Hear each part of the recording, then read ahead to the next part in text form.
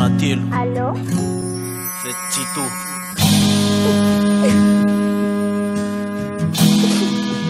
Itsuka Tomany.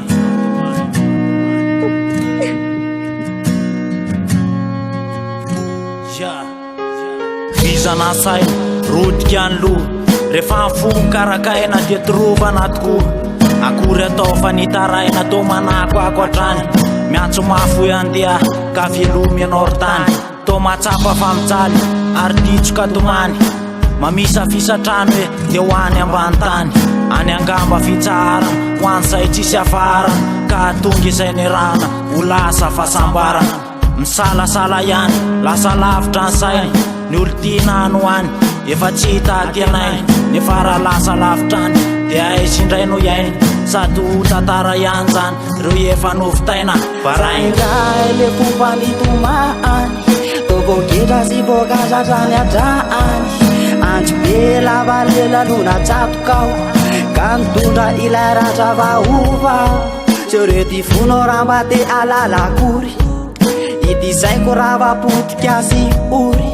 tsy maninona fitiavako atory meko lalana ny tany lopaporipory fa lasa ihany neny say le vitanao amin'nanadina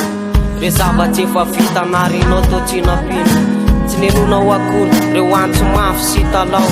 verena raza tao sanatria kosa angambo raha ny hoe ilafilefa na dia ny olana amitangy efa tsy taka tsara efesiny ka na mafy tsy mafesatsy mandora ao anaty dia aleo hoe lakilavitra ny teny hoe tsy atany zaindray le kompany tomany tobogetra sy bokasatrany adraany andro be lavalela-lona tsatokao ka nitondra ilay ratra vaova seo rety vonao raha mba te alalakory idizaiko raha vapotika sy ory tsy maninona fitiavako atory meko lalana ny tany lopaporipory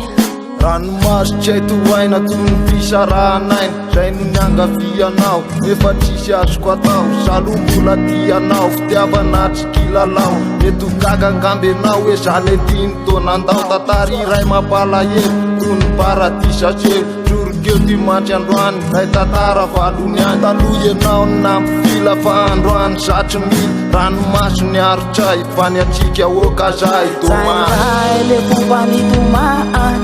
tobogetra sy bokasatrany adraany andro be lavalela-lona tsatokao ka nitondra ilay ratra vaova